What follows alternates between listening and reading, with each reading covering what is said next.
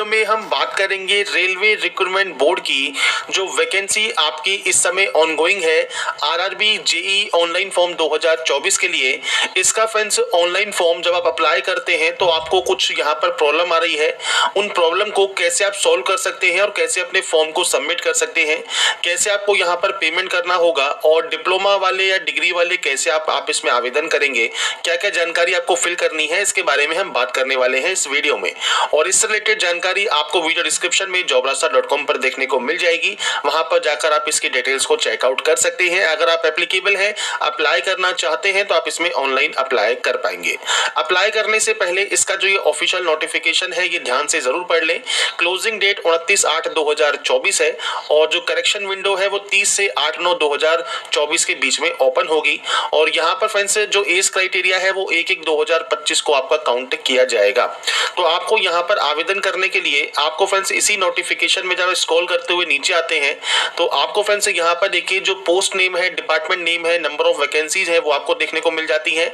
साथ में फ्रेंड्स यहाँ पर देखिए जो क्वालिफिकेशन है वो भी आपको देखने को मिल जाती है। तो जो भी ये स्ट्रीम आपको दी गई है, डिसिप्लिन दिए गए हैं, इसमें आपकी क्वालिफिकेशन होना जरूरी है अप्लाई करने से पहले।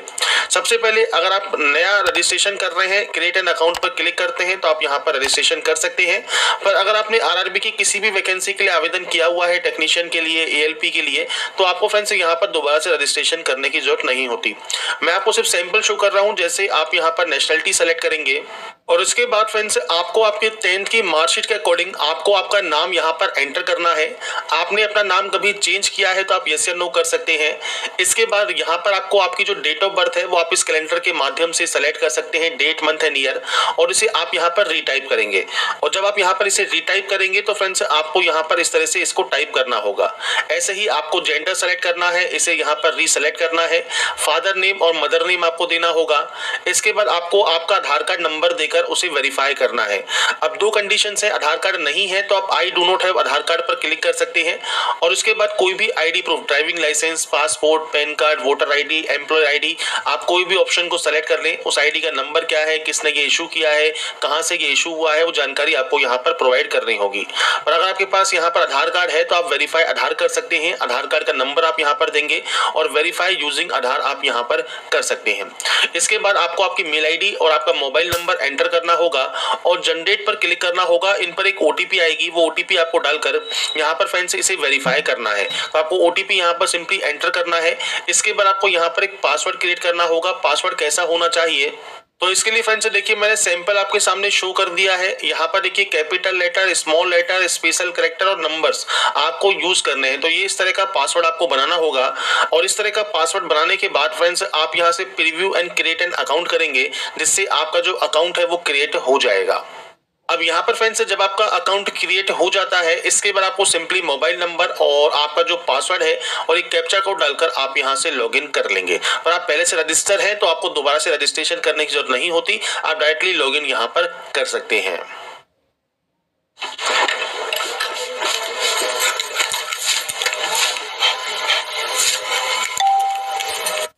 दोबारा से रजिस्ट्रेशन करने की जरूरत नहीं होती, आप डायरेक्टली लॉगिन यहाँ पर कर सकते हैं। इसके बाद फ्रेंड्स जब अपने पोर्टल पर आप लॉगिन होते हैं उसके बाद यहाँ पर फ्रेंड्स देखिए आपको सीए नंबर 03/2024 मिल जाएगा।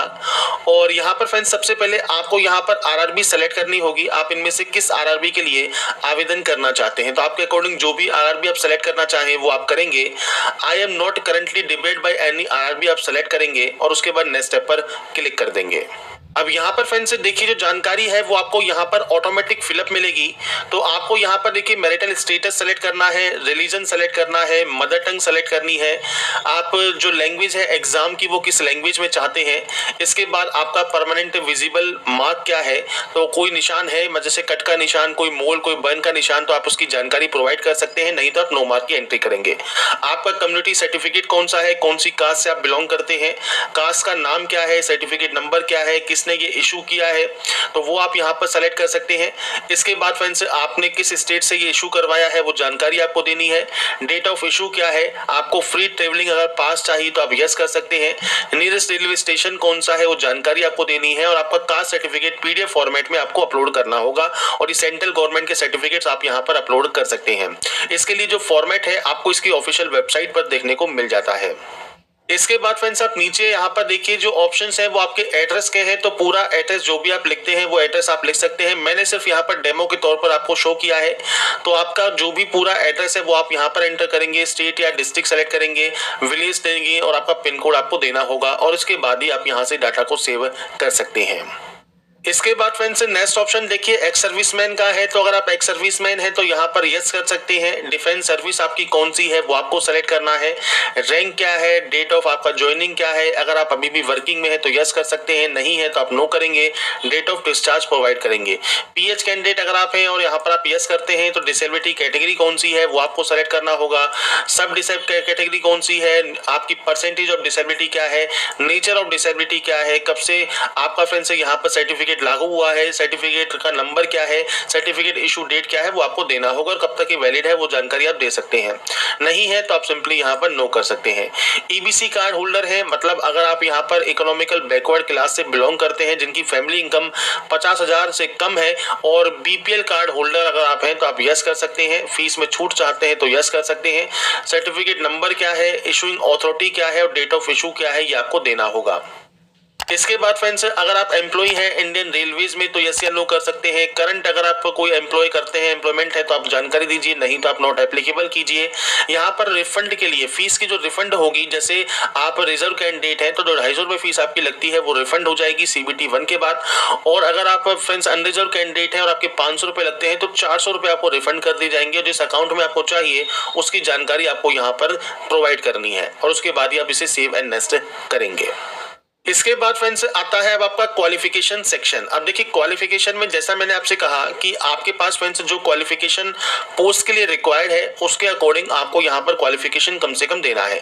सबसे पहले आपको यहाँ पर क्वालिफिकेशन पर क्लिक करना होगा, 10th आपको सेलेक्ट करना होगा। अब जैसे यहाँ पर 10th आप सेलेक्ट करते हैं तो किस स्टेट से आपने पास किया है, किस डिस्ट्रिक्ट से किया है, बोर्ड का नाम क्या है, डेट ऑफ पासिंग क्या है, आपका रोल नंबर क्या है, ये आपको जानकारी प्रोवाइड करनी है। इसके बाद नेक्स्ट ऑप्शन है, या तो आपके पास 3 साल का डिप्लोमा है या आपके पास बैचलर ऑफ साइंस है या डिग्री इन इंजीनियरिंग है तो डिसिप्लिन आप सेलेक्ट कर सकते हैं। आपकी सब स्ट्रीम किस स्टेट से किस डिस्ट्रिक्ट से पास किया है, कॉलेज का नाम क्या है, डेट ऑफ पासिंग क्या है, ये जानकारी आप यहाँ पर प्रोवाइड कर सकते हैं। अगर आपके पास 3 साल का डिप्लोमा है तो यहाँ पर सेम आपको जो आपका फ्रेंड्स डिसिप्लिन है वो आपको सेलेक्ट करना होगा। इसके बाद कोई सब स्ट्रीम है तो वो आप दे सकते हैं। स्टेट का नाम क्या है वो आपको देना होगा। आप सब स्ट्रीम कौन कौन सी आपकी एप्लीकेबल है तो नोटिफिकेशन में आपको ये शो की गई है तो आप उसके अकॉर्डिंग दे सकते हैं। इसके बाद डिस्ट्रिक्ट आपने फ्रेंड्स कहां से किया है, आपके इंस्टीट्यूशन का नाम क्या है जहां से आपने कंप्लीट किया है, और उसके बाद आपका डेट ऑफ पासिंग क्या है वो आपको यहां पर प्रोवाइड करना होगा। तो आप अपना जो भी डेट ऑफ पासिंग है वो आप यहां पर जो है प्रोवाइड कर सकते हैं। ये प्रोवाइड करने के बाद आप इसे भी ऐड कर देंगे, आपकी क्वालिफिकेशन ऐड हो जाएगी। अगर कोई और क्वालिफिकेशन भी है तो आप सेलेक्ट कर सकते हैं, नहीं है तो आप सिंपली नेक्स्ट स्टेप पर क्लिक कर देंगे।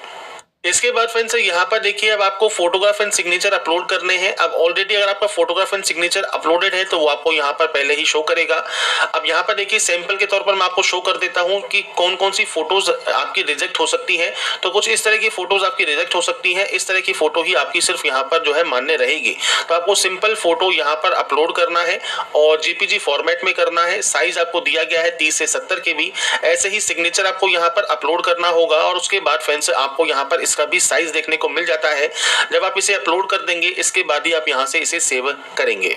इसके बाद फ्रेंड्स नेक्स्ट ऑप्शन आता है अब आपके एलिजिबल पोस्ट या जोन का। तो आपने फ्रेंड्स अभी तक जो भी जानकारी फिल की हुई है, मतलब आपने पर्सनल डिटेल में, अदर डिटेल्स में, क्वालिफिकेशन में और प्रोफाइल डॉक्यूमेंट में जो भी जानकारी फिल की है उसके अकॉर्डिंग आपको यहाँ पर आपकी एलिजिबल पोस्ट शो करती है। अब आपको फ्रेंड्स मान लीजिए केवल एक ही मान लीजिए जोन में अप्लाई करना है तो आप एक सेलेक्ट कर सकते हैं, मल्टीपल में करना है तो आप मल्टीपल भी कर सकते हैं। ये ऑटोमेटिक आती है, इसमें आपको कोई भी आप यहाँ पर आप अलग से ऐड नहीं कर सकते। जो भी आपने जानकारी फिल की है उसके अकॉर्डिंग ऑटोमेटिक ये ऑप्शन आपके आते हैं। तो यहाँ पर फ्रेंड्स आपकी फ्रेंड्स क्राइटेरिया के अकॉर्डिंग, आपकी एलिजिबिलिटी कंडीशंस के अकॉर्डिंग आप जिन भी पोस्ट के लिए एप्लीकेबल है उनके ऑप्शंस आपको यहाँ शो करेंगे। आप आई हैव एक्सरसाइज पर क्लिक करेंगे और उसके बाद फ्रेंड्स यहाँ पर सेलेक्ट एलिजिबल एग्जाम ग्रुप पर जाएंगे और यहाँ पर फ्रेंड्स एग्जाम ग्रुप आपको सेलेक्ट करना होगा। उसके बाद आप यहाँ से इसे डिक्लेयर करेंगे, प्लेस का नाम आप यहाँ पर मेंशन करेंगे और इसके बाद फ्रेंड्स आप यहाँ से डाटा को सेव करेंगे और उसके बाद प्रीव्यू एप्लीकेशन कर लेंगे।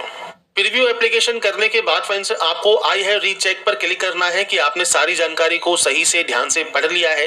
अगर आपको लगता है कोई भी गलती आपकी हो गई है तो आप उस जानकारी को एडिट कर सकते हैं। अगर आपको लगता है कोई भी गलती नहीं है तो ही आप इसे यहाँ से सबमिट करेंगे। अब आपसे कहा गया है फ्रेंड्स कि आप एक बार फॉर्म को यहाँ पर सबमिट कर देते हैं तो आप किसी भी कंडीशन में अब आप उसमें करेक्शन नहीं कर पाएंगे, बशर्ते इसकी जब करेक्शन डेट आएगी उस डेट पर आप इसमें करेक्शन भी कर पाएंगे। पर जब तक आपका ये डेट नहीं आता है तब तक आप इसमें करेक्शन नहीं कर सकते, इसलिए ध्यान से आप यहाँ पर इसे सबमिट करेंगे। इसके बाद आपकी जो एप्लीकेशन फीस लगने वाली है उसकी जानकारी आपको यहाँ पर दी गई है। आप इन दोनों में से कोई भी आप यहाँ पर ऑप्शन को सेलेक्ट कर सकते हैं। जैसे मान लीजिए पे विद SBI ई पे आप सेलेक्ट करते हैं तो उसके बाद आपके सामने कुछ इस तरह का इंटरफेस आएगा। तो आप यहाँ पर कार्ड यूज कर सकते हैं, नेट बैंकिंग यूज कर सकते हैं, यूपीआई भी यूज कर सकते हैं, यूपीआई QR कोड ले सकते हैं या आप यूपीआई ID भी आप दे सकते हैं। और उसके बाद फ्रेंड्स आप यहाँ पर जो आपका पेमेंट है वो कर सकते हैं। तो कोशिश कीजिए कार्ड या नेट बैंकिंग यूज करें जिससे पेमेंट आपका एक बार में वेरीफाई हो जाए। और पे नाउ पर क्लिक करने के बाद जब आपका पेमेंट वेरीफाई हो जाएगा इसके बाद अपना फाइनल प्रिंट आउट आप फ्रेंड्स निकाल कर अपने पास रख पाएंगे। यहाँ पर देखिए recruitment of various post of junior engineer JE का आपको ऑप्शन मिल जाता है, जहाँ पर फ्रेंड्स आपको यहाँ पर देखिए पेमेंट कंप्लीट शो करेगा। आपको यहाँ पर फ्रेंड्स अगर मान लीजिए पेमेंट आपका अकाउंट से कट हो जाता है पर वो वेरीफाई नहीं होता तो आपको कुछ नहीं करना, आपको थोड़ा सा वेट करना होगा। और फ्रेंड्स 2 से 3 घंटे बाद दोबारा से लॉगिन कीजिए और उसके बाद यहाँ पर हिस्ट्री में जाकर वेरीफाई वाले ऑप्शन पर क्लिक कर दीजिए। उसके बाद आपका जो पेमेंट है थोड़ी देर में ऑटोमेटिक वेरीफाई हो जाएगा और आपके पास SMS भी आएगा कि आपका जो पेमेंट है वो वेरीफाई कर दिया गया है। और उसके बाद अपना एप्लीकेशन आप व्यू कर सकते हैं या फ्रेंड्स आप डाउनलोड कर सकते हैं। तो मैंने आपको जानकारी यहाँ पर प्रोवाइड कर दी है कैसे आप RRB JEE online form 2024 apply कर सकते हैं, स्टेप बाय स्टेप प्रोसेस के बारे में।